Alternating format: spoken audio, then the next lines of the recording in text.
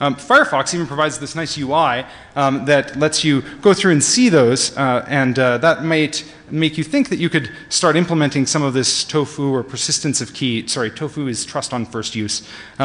It's kind of like the SSH security model. But unfortunately, even in that browser, when you go to a site, you say, yeah, this is the cert I want to use to identify it. I accept that, permanently store it, and then someone serves up a different certificate with a trust a name that validates to a trust root.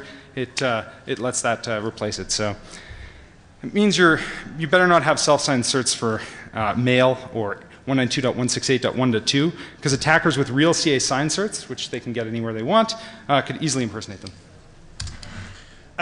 So there's a big picture question here, which is, okay, we've seen that there is far too much trust, far too much promiscuous trust out there in the SSL universe.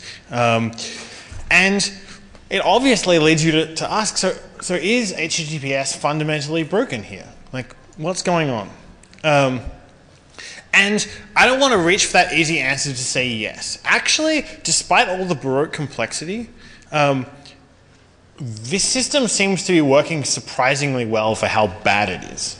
And in particular, we went looking for, we used one method to look for server impersonation or man in the middle and other kinds of server impersonation attacks. The method we used was, okay, if you see a name that has multiple certs signing for it, like google.com, is there sometimes a case where one of the certs signing for it is an obscure one that hardly signs for anything?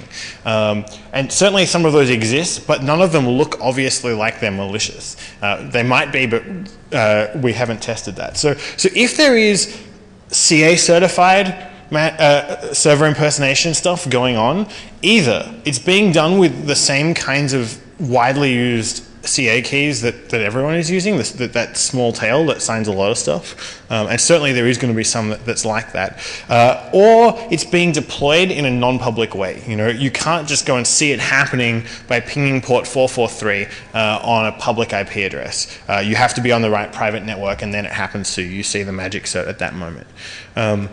And talk more about what we're planning to do to try and see some of that, get a window into some of that stuff in the future. But the question is, can we do any better? And it's not clear yet that we can.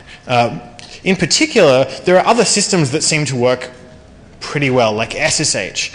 But the fundamental thing about SSH is when a server's key changes, if you have a shell on that machine, you should have some way of finding out why the key changed and whether the new one's correct. Like maybe you're the admin, or maybe you can call the admin at least and say, hey, is that key changing? Or you know that the machine crashed. So that model, the tofu model, works for SSH and other kind of small world deployments. It's not clear that it works if you're trying to visit a website on the other side of the world. You're in Nigeria and you're a legitimate user of an online shopping site in the United States, whatever.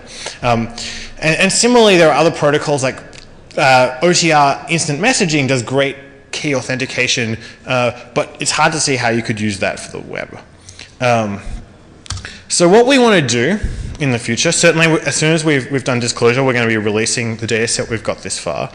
We're thinking about adding adding functionality to various Firefox extensions to spot unusual or unseen certificates. In particular, something like Tor button or something like HTTPS everywhere could have an option you can turn on that says, hey, in the background, check all my certs through Tor. Go through Tor and see if I'm seeing the publicly visible cert or not. And if I'm not, then go back through Tor again and send in an anonymous report with this cert to our observatory.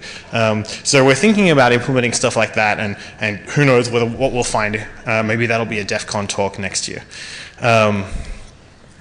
And then maybe we could put together some metrics to get a better picture of CA importance, right? There's a few legitimate reasons to have minimally used CAs, but I'd like to maybe explain to people why they can cut one or why they can cut many.